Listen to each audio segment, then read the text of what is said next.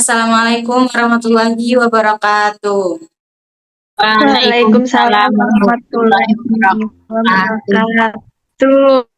Baik, saya akan mempresentasikan mata kuliah Filsafat Ilmu dengan materi Konstruk Epistemologi Islam, Telaah Bidang Fikih dan Usul Fikih menurut Dr. Nirwan Syafrin. Materi ini membahas bagaimana Islam memandang ilmu pengetahuan. Materi ini membahas bagaimana Islam memandang ilmu pengetahuan, bagaimana sumber ilmu diperoleh, serta bagaimana penerapannya dalam bidang fikih dan usul fikih. Yang pertama, epistemologi merupakan salah satu cabang filsafat yang membahas tentang pengetahuan, yaitu bagaimana manusia mendapatkan ilmu, dari mana sumbernya, dan bagaimana menentukan kebenarannya. Dalam Islam, epistemologi memiliki ciri khas karena tidak hanya mengandalkan rasio atau akal manusia saja, tetapi juga menjadikan wahyu sebagai sumber utama. Menurut Dr. Nirwan Syafrin, ilmu dalam Islam tidak hanya berasal dari kemampuan berpikir manusia, tetapi juga berdasarkan petunjuk Allah melalui Al-Quran dan Sunnah. Jadi, akal memiliki peran penting, tetapi tetap berada dalam bimbingan wahyu. Yang ketiga, pengertian epistemologi Islam adalah teori atau konsep tentang bagaimana manusia memperoleh pengetahuan berdasarkan ajaran Islam. Tujuannya bukan hanya mendapatkan informasi, tetapi memperoleh ilmu yang benar dan bermanfaat bagi kehidupan. Dalam epistemologi Islam, terdapat hubungan antara wahyu dan akal, dan juga pengalaman. Wahyu menjadi dasar kebenaran, akal digunakan untuk memahami, sedangkan pengalaman membantu manusia melihat penerapan ilmu dalam kehidupan. Karena sumber akhirnya berasal dari Allah Subhanahu wa Ta'ala, maka kebenaran dalam Islam memiliki dasar yang objektif. Kemudian sumber pengetahuan dalam Islam. Menurut Dr. Nirwan Syafrin, sumber pengetahuan dalam Islam terdiri dari beberapa hal. Yang pertama adalah wahyu, yaitu Al-Quran dan Sunnah. Wahyu menjadi sumber utama karena berasal dari Allah Subhanahu wa Ta'ala. Kemudian yang kedua adalah akal, yaitu kemampuan manusia untuk berpikir, memahami, dan mengembangkan ilmu. Ketiga adalah indera, karena manusia memperoleh pengetahuan melalui pengamatan terhadap realitas. Selain itu, dalam bidang hukum Islam terdapat juga metode seperti ijma dan qiyas yang digunakan ulama untuk mengembangkan hukum sesuai dengan permasalahan yang muncul. Yang kelima, pengertian fikih. Fikih merupakan ilmu yang membahas hukum-hukum syariat yang berkaitan dengan perbuatan manusia. Fikih juga disebut bersifat praktis dan aplikatif karena berhubungan langsung dengan kehidupan sehari-hari, seperti tata cara ibadah, muamalah, dan aturan kehidupan lainnya. Jadi, fikih bukanlah wahyu secara langsung, tetapi merupakan hasil pemahaman para ulama terhadap dalil-dalil syariat dengan menggunakan metode tertentu. Yang keenam, usul fikih. Usul fikih adalah ilmu yang membahas kaidah dan metode dalam menggali hukum Islam. Jika fikih membahas hasil hukum, maka usul fikih membahas bagaimana cara mendapatkan hukum tersebut. Usul fikih membantu ulama memahami Al-Quran dan Sunnah secara benar sehingga hukum yang dihasilkan memiliki dasar dan metode yang jelas. Epistemologi fikih menurut Dr. Nirwan Syafrin. Menurut Dr. Nirwan Syafrin, fikih merupakan produk ijtihad manusia dalam memahami wahyu. Karena fikih merupakan hasil pemikiran manusia, maka sifatnya adalah zani, yaitu masih memungkinkan adanya perbedaan dan pemahaman. Berbeda dengan wahyu yang bersifat mutlak, hasil pemahaman manusia juga bisa berbeda karena dipengaruhi oleh metode, kemampuan, dan kondisi yang dihadapi. Oleh sebab itu, adanya perbedaan pendapat ulama dalam fikih merupakan sesuatu yang wajar. Usul fikih memiliki peran penting sebagai instrumen atau alat dalam proses memperoleh hukum Islam. Usul fikih juga menentukan bagaimana proses penetapan hukum dilakukan agar sesuai dengan sumber Islam. Selain itu, usul fikih juga mengatur penggunaan akal agar tetap sesuai dengan prinsip wahyu. Jadi, usul fikih menjadi penghubung antara wahyu dengan masalah kehidupan manusia yang terus berkembang dan kita hadapi. Kemudian ada hubungan fikih dan usul fikih. Dapat dipahami sebagai hubungan antara metode dan hasil. Usul fikih adalah metode atau aturan berpikir yang digunakan untuk menggali hukum. Sedangkan fikih adalah hasil dari proses tersebut, yaitu berupa ketentuan hukum. Jadi, usul fikih bersifat teoritis karena membahas cara berpikir, sedangkan fikih bersifat praktis karena membahas penerapan hukum dalam kehidupan.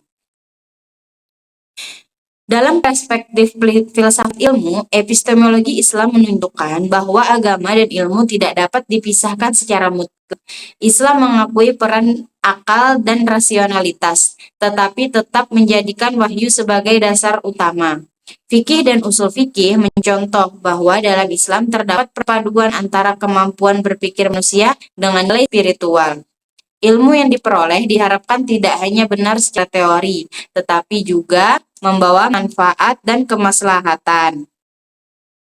Kesimpulan pada presentasi saya hari ini, dapat disimpulkan bahwa epistemologi Islam menurut Dr. Nirwan Syafrin memiliki dasar utama, yaitu wahyu.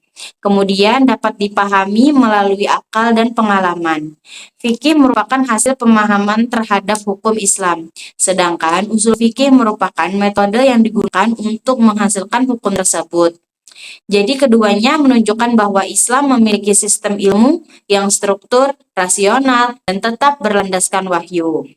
Sekian presentasi saya, apa ada yang ingin ditanyakan?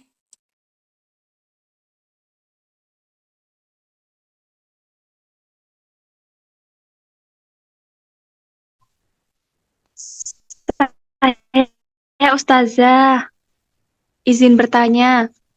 Baik, silakan.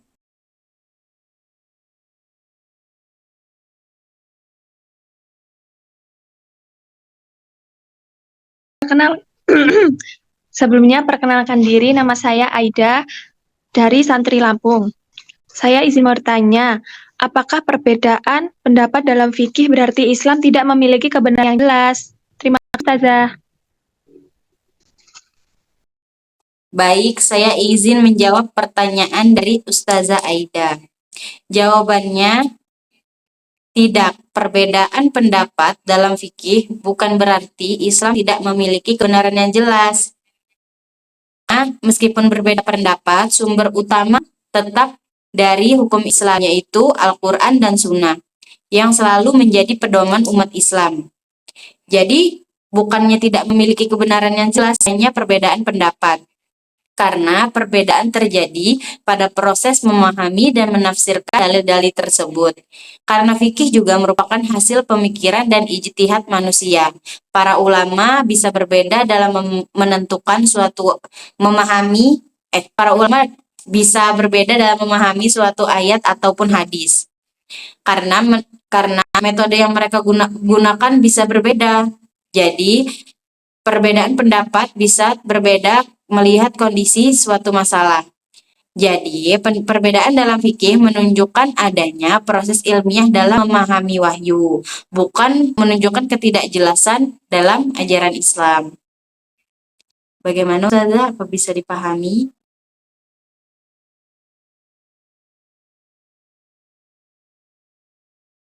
Selanjutnya, apa ada yang ingin bertanya? Ustazah mau bertanya. Iya, silahkan. Sebelumnya perkenalkan saya Lianila Ramadanti, santri dari Malang. Pertanyaan saya, mengapa fikih disebut sebagai ilmu yang bersifat praktis, Ustazah? Mohon untuk dijawab, Ustazah. Terima kasih.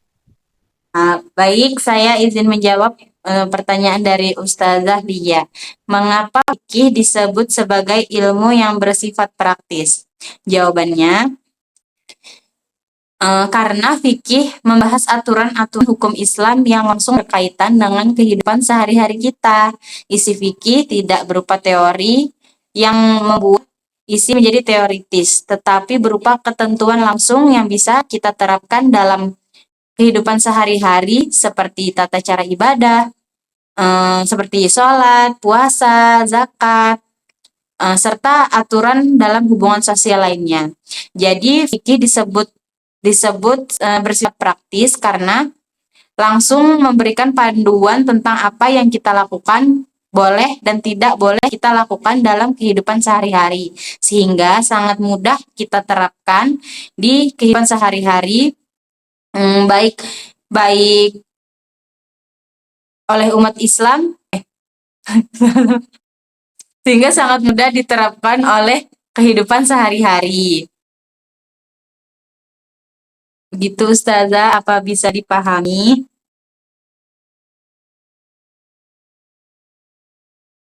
Bisa, Ustazah. Terima kasih. Lanjut deh. Ustazah, saya ingin bertanya. Perkenalkan, nama saya Nur Hafiza. Pertanyaan saya, apa fungsi usul fikih dalam hukum Islam? Izin menjawab pertanyaan dari Ustazah Nur Hafizah. Apa fungsi usul fikih dalam hukum Islam? Usul fikih berfungsi sebagai pedoman atau metode dalam menggali dan menetapkan hukum Islam dari sumbernya, yaitu Al-Quran dan Sunnah. Karena dengan adanya usul fikih, ulama memiliki aturan dan kaidah yang jelas dalam memahami dalil, sehingga penetapan hukum tidak dilakukan berdasarkan pendapat pribadi saja. Usul fikih juga membantu menghubungkan teks wahyu dengan berbagai persoalan baru yang muncul dalam kehidupan manusia. Jadi, usul fikih menjadi alat untuk memastikan bahwa hukum yang dihasilkan tetap sesuai dengan prinsip Islam dan memiliki dasar yang kuat. Karena usul fikih itu untuk kita menggali, memahami hukum tersebut, dan kemudian akan menjadi fikih, yaitu hukumnya yang kita pakai dalam kehidupan sehari-hari. Bagaimana Ustazah, apa bisa dipahami? Baik, Ustazah. Apa masih ada yang ingin bertanya?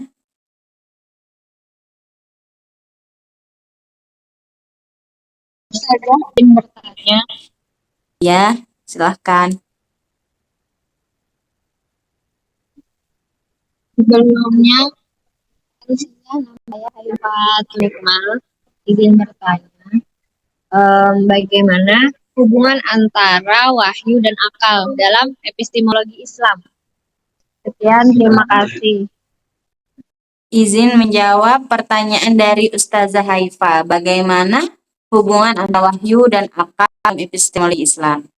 Jadi dalam epistemologi Islam, wahyu dan akal memiliki hubungan yang saling melengkapi karena wahyu itu menjadi sumber utama yang memberikan petunjuk dasar kebenaran bagi manusia. Karena wahyu langsung dari Allah Subhanahu wa taala. Sedangkan akal manusia berfungsi untuk memahami, mengembangkan dan menerapkan petunjuk dari wahyu tersebut dalam kehidupan kita. Jadi, Islam tidak menolak penggunaan akal, tetapi akal tetap harus digunakan sesuai dengan nilai-nilai yang terdapat dalam wahyu. Karena dengan adanya hubungan antara wahyu dan akal, ilmu dalam Islam tidak hanya benar secara pemikiran, tetapi juga memiliki arah dan tujuan yang sesuai dengan ajaran Islam. Jadi hubungan antara wahyu dan akal dalam epistemologi Islam itu saling melengkapi karena akal itu digunakan manusia untuk memahami wahyu dari Allah Subhanahu wa taala. Bagaimana, apa bisa dipahami Ustazah? Alhamdulillah bisa. Terima kasih Ustazah April. Iya, sama-sama. Ada pertanyaan lagi?